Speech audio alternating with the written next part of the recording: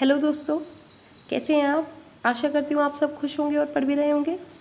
चलिए आज हम पढ़ने वाले हैं कृतिका बुक का चैप्टर नंबर 2 जिसका नाम है जॉर्ज पंचम की नाक। तो इसके आज हम क्वेश्चन आंसर्स करेंगे। तो चलिए शुरू करते हैं। क्वेश्चन नंबर 1 है, सरकारी तंत्र में जॉर्ज पंचम की नाक लगाने को लेकर जो चिंता या बदहवासी यानी जल्दबाजी दिखाई देती है वह उनकी किस मानसिकता को दर्शाती है। इसका उत्तर है, सरकारी तंत्र में जॉर्ज पंचम की नाक लगाने को लेकर जो चिंता या बदहवासी दिखाई देती है वह दो तरह की मानसिकता को दर्शाती है। पहला, आधुनिक भारत में भी हम इस बात पर सबसे अधिक खुश होते हैं जब इंग्लैंड या अमेरिका हमारी पीठ ठोकता है यानी तारीफ करता है। हमें लगता है कि हमें हर समय किसी पश्चिम के देश के सर्टिफिकेट की ज़रूरत है। इस मुद्दे का दूसरा पहलू है कि सरकारी तंत्र में लोग तिल का ताड़ बनाने में माहिर होते हैं। सभी नहीं, लेकिन कुछ लोग। अब हम क्वेश्चन नंबर 2 पर हैं। रानी एलिजाबेथ के दर्जी की परेशानी का क्या कारण था।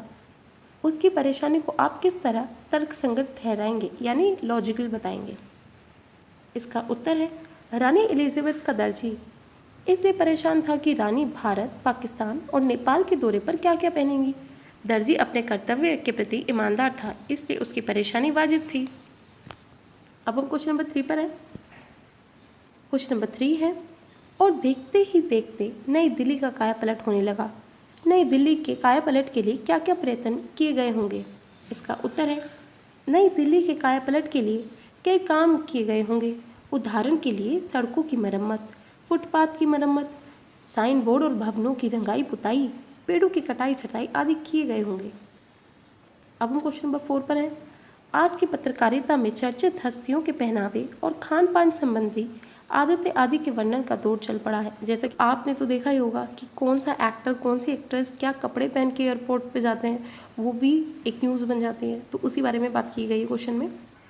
तो इसका पहला पार्ट है क्वेश्चन का, इस प्रकार की पत्रकारिता के बारे में आपके क्या विचार। तो इसका उत्तर है, इस प्रकार की पत्रकारिता मानसिक खालीपन को दर्शाता है। जिन पत्रकारों के पास लिखने के लिए मुद्दों का अभाव होता है यानी कमी होती है, वही इस प्रकार की पत्रकारिता करते हैं। अब हम इसके सेकंड पार्ट पर हैं। इस तरह की पत्रकारिता आम जनता विशेषकर युवा पीढ़ी पर क्या प्रभाव डालती है।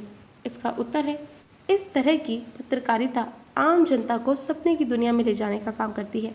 युवा पीढ़ी को तड़क भड़क की दुनिया शायद ज़्यादा भाती है। प्राय यानी प्रातःकाल हर नामचीन अखबार के साथ एक रंग बिरंगा सेक्शन छपता है जिसमें फिल्मी हस्तियों, खिलाड़ियों और अन्य मशहूर हस्तियों की रंग बिरंगी तस्वीरें होती हैं। अधिकांश युवा केवल इस सेक्शन को ही ध्यान से देखते हैं क्योंकि गंभीर संपादकीय से उन्हें कोई मतलब नहीं होता। सभी युवा नहीं, लेकिन हाँ 30 to 40% जो हमारे युवा हैं वो ज़्यादातर यही काम करते हैं। अब हम क्वेश्चन नंबर 5 पर हैं। जॉर्ज पंचम की लाट यानी मूर्ति की नाक को पुनः लगाने के लिए मूर्तिकार ने क्या क्या यत्न किए। इसका उत्तर है, जॉर्ज पंचम की लाट की नाक को पुनः लगाने के लिए मूर्तिकार ने बड़े यत्न किए। पहले तो वह पूरे हिंदुस्तान की खाक छानता रहा ताकि उसे मूर्ति में इस्तेमाल हुए पत्थर जैसा कोई पत्थर मिल जाए। फिर वह हिंदुस्तानी नेताओं की मूर्तियों की नाक का मुआवजा करने निकल पड़ा। जब इससे भी बात न बनी तो वह पटना सेक्रेटेरिएट के पास लगी किशोरवीर स्वतंत्रता सेनानी की मूर्ति को भी देखने चला गया। सेक्रेटेरिएट वो जगह होती है जहाँ दूसरे देश के रिप्रेजेंटेटिव रहते हैं। जैसे कि हमारे देश में अमेरिका हो गया, आपका यूके हो गया, उनके रिप्रेजेंटेटिव रहते हैं तो उसे दूतावास बोलते हैं या सेक्रेटेरिएट बोलते हैं। क्वेश्चन नंबर 6 पर आते हैं। प्रस्तुत कहानी में जगह जगह कुछ ऐसे कथन आए हैं जो मौजूदा व्यवस्था पर करारी चोट करते हैं। उदाहरण के लिए, फाइलें सब कुछ हजम कर चुकी हैं, सब हुक्कामों ने एक दूसरे की तरफ ताका। पाठ में आए ऐसे अन्य कथन छाट कर लिखिए। इसका उत्तर है, एक कमेटी बनाई गई जिसके जिम्मे यह काम सौंपा गया। लानत है आपकी अक्ल पर, विदेश की सारी चीज़ें हम अपना चुके हैं। यदि जॉर्ज पंचम की नाक न लग पाई तो फिर रानी का स्वागत करने का क्या मतलब। 7 है, नाम, मान, सम्मान व प्रतिष्ठा का द्योतक है। यह बात पूरी व्यंग रचना में किस तरह उभर कर आई है। देखिए, इसका उत्तर है, यह पूरी रचना नाक के मुद्दे पर आधारित। जॉर्ज पंचम की नाक मुख्य मुद्दा है जिसके न रहने से महारानी के नाराज होने का खतरा। हुक्मरानों को लगता है कि हिंदुस्तान की नाक बचाने के लिए जॉर्ज पंचम की नाक का पुनः निर्माण जरूरी है। मूर्तिकार को लगता है कि हिंदुस्तान के हर दिवंगत नेता की नाक जॉर्ज पंचम की नाक से बड़ी है। आकार जब किसी आम आदमी की नाक को काटकर जॉर्ज पंचम की नाक पर लगाया जाता है तो सबको लगता है कि पूरे हिंदुस्तान की नाक कट गई। सभी अखबार इसके सांकेतिक विरोध में उस दिन कोई और खबर नहीं छापते। क्वेश्चन नंबर 8 पर है, जॉर्ज पंचम की लाट यानी मूर्ति पर किसी भी भारतीय नेता, यहाँ तक कि भारतीय बच्चे की नाक फिट न होने की बात से लेखक किस और संकेत करना चाहता है? उत्तर है, मूर्तिकार को पता चलता है कि हर भारतीय नेता, यहाँ तक कि भारतीय बच्चे की नाक जॉर्ज पंचम की नाक से बड़ी है। इस कथन के द्वारा लेखक हमारे आत्मसम्मान की ओर संकेत करता है। भले ही सभी हुक्मरान रानी के स्वागत की तैयारी में लग जाएं, लेकिन जब बात अपनी नाक की हो तो कोई भी विरला ही मिलेगा, यानी कोई मूर्ख ही मिलेगा जो इससे समझौता करने को तैयार होगा। अब हम क्वेश्चन नंबर 9 पर है, अखबारों ने जिंदा नाक लगाने की खबर को किस तरह प्रस्तुत किया? इसका उत्तर है, अखबारों ने तथ्य को तोड़ मरोड़ कर पेश किया। अखबारों में लिखा गया कि मूर्तिकार ने इतना बेहतर काम किया था कि नाक बिल्कुल असली लगती थी। ऐसा संभवतः 2 कारणों से किया गया होगा। रानी और उनके मातहतों को यह न लगे कि उन्हें खुश करने के लिए हम अपनी नाक कटवाने को भी तैयार हो गए। दूसरा कारण यह है कि यही बात पता चलने पर जनता में आक्रोश न उत्पन्न हो जाए। अब हम क्वेश्चन नंबर 10 पर हैं, नई दिल्ली में सब था सिर्फ नाक नहीं। इस कथन के माध्यम से लेखक क्या कहना चाहता है? इसका उत्तर है, इस पंक्ति में हमारी उस मानसिकता को दर्शाया है जिसके कारण पश्चिमी देशों की प्रगति को पर्याय मानते हैं, यानी रेफरेंस पॉइंट मानते हैं, उनके जैसा बनना चाहते हैं।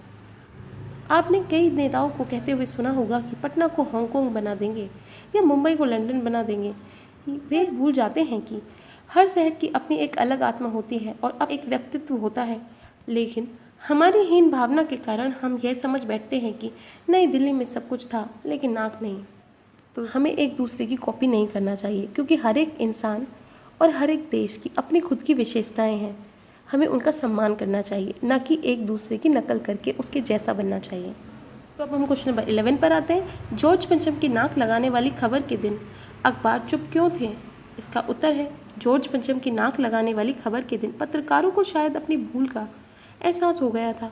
उस दिन केवल एक गुमनाम आदमी की नाक नहीं कटी थी, बल्कि पूरे हिंदुस्तान की नाक कट गई थी।